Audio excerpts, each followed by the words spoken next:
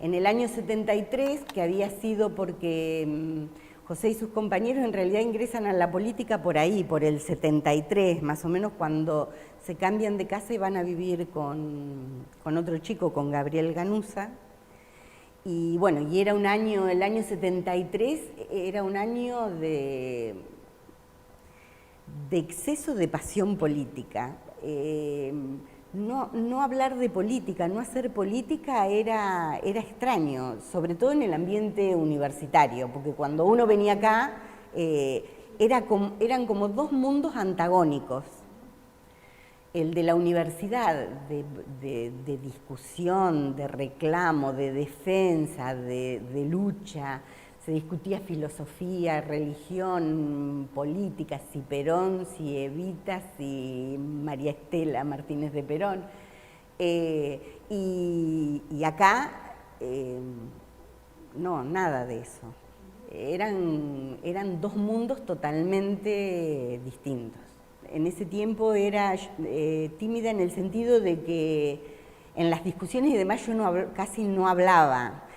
Pero no hablaba porque yo creía que no sabía, que no tenía autoridad para hacerlo. Yo los veía a ellos como que bueno, que los que sabían eran ellos, yo era como un aprendiz de eso.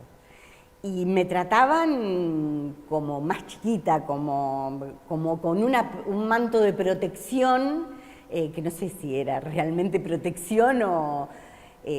pero yo me animé a levantar la voz y a alzar la voz mucho después cuando los hechos me llevaron a hacerlo.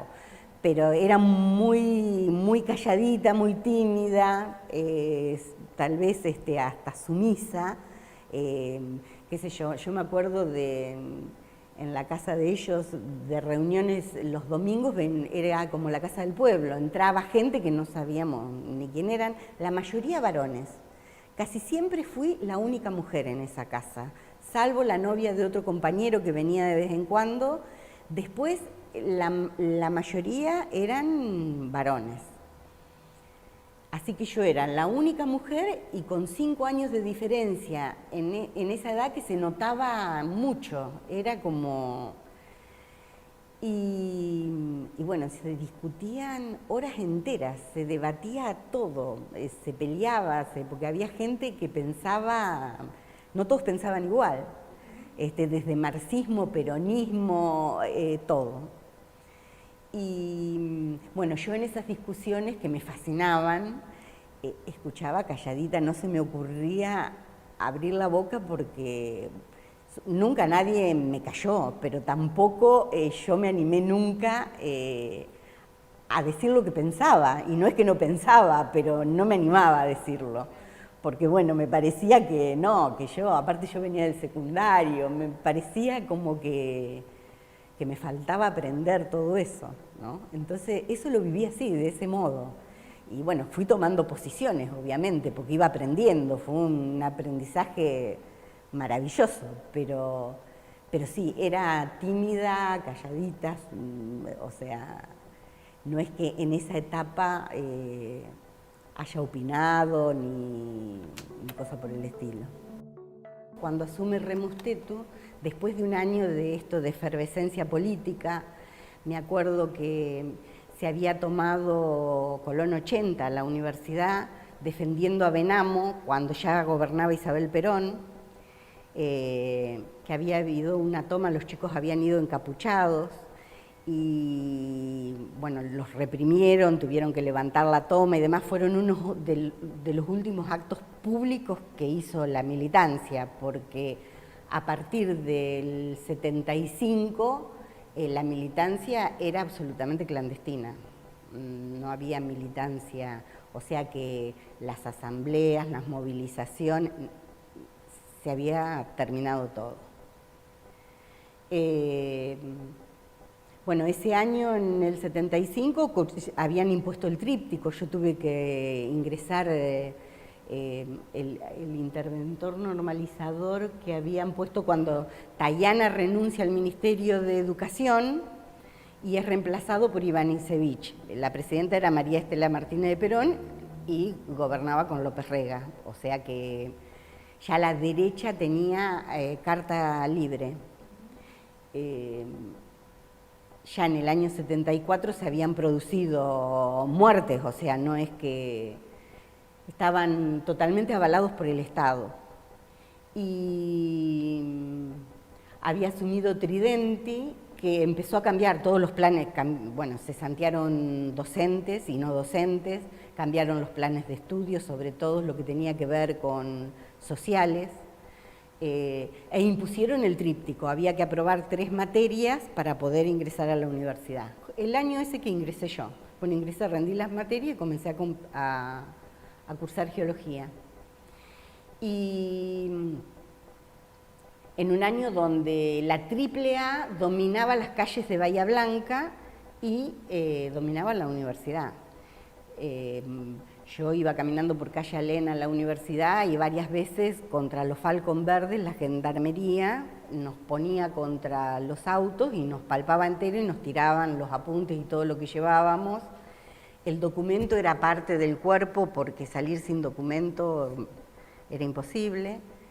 Y cuando entrábamos a la universidad estaban los matones de Remus Tetu, que lideraba la AAA de Bahía Blanca, era la que le otorgaba los recursos económicos, que eran, bueno, hombres fornidos con traje gris y armados y mostraban el arma permanentemente. Ibas caminando por el pasillo y te paraban de golpe, te sacaban todos los papeles, te palpaban y te dejaban salir. Ese fue el clima con el que yo llegué a la universidad después de haber soñado tanto tiempo con eso que había vivido antes. Hay que pararse en el contexto. Hoy sería impensable, absolutamente impensable, pero en el contexto de los 70, la lucha armada no era un disparate. Suena duro, suena feo, pero la lucha armada no, estaba legitimada por las mayorías, estaba legitimada. Y estaba legitimada porque no se creía en la democracia, porque del 55 en adelante la democracia no había sido garantía de absolutamente nada. Era una democracia a medias, con proscripciones, con persecuciones, con presos políticos. Entonces, la democracia dejó de ser un valor. En la vida nuestra, la democracia fue un valor en 1983. Antes de eso, la democracia no valía nada, no, entonces, bueno, los 70 fueron eso. La lucha armada estaba legitimada. Entonces, había otra concepción totalmente distinta, que hoy es difícil entenderla. Hoy uno dice, pero ¿cómo no se daban cuenta? No, era otro contexto. Estaba la Asociación para los Derechos Humanos, la Asamblea Permanente para un montón de veces nos acercábamos cuando estaba Pelusa Arias, pero bueno, nunca nos sentimos como incluidos, era como, tal vez en ese momento también la ideología, por cuestiones ideológicas y demás, nunca militamos en un espacio así. Sí estuvimos siempre con los derechos humanos, en las plazas, toda esta cosa. Y con la Asociación de Familiares y Víctimas del Terrorismo de Estado, tengo que decir que me acerqué con la gente nueva, con la gente joven que me convocaron, pues que la verdad que me convocaron. Cielo, Eugenia, Lilia Liberti, que bueno, que me convocaron y me acuerdo que me dijeron, que me trajeron a ver la muestra, aquí están. Yo no podía creer, pero además un ambiente muy cálido, muy de mucha empatía y sin prejuicios. Gente sin ningún tipo de prejuicios. Que eso es como que invitaba a estar y a participar. Y me acuerdo que me dijeron, escribí una frasecita, algo. Yo jamás había dicho nada, jamás había escrito nada. Y me acuerdo que me senté en la computadora, una frasecita que vamos a poner acá en la muestra de... Aquí están. Yo decía, bueno, y me senté y escribí y le mostraba a Armando para ver, ¿te parece? Y bueno, y Armando siempre, vos escribí lo que sentís, poné lo que... Bueno. Y así traje el papelito, que lo pusieron ahí, después traje fotos y demás, y bueno, ahí realmente entré, es un espacio maravilloso, con gente maravillosa, me siento contenida, creo que puedo hablar después de haber estado en ese espacio, porque de verdad me han sacado lo que no me sacó nadie.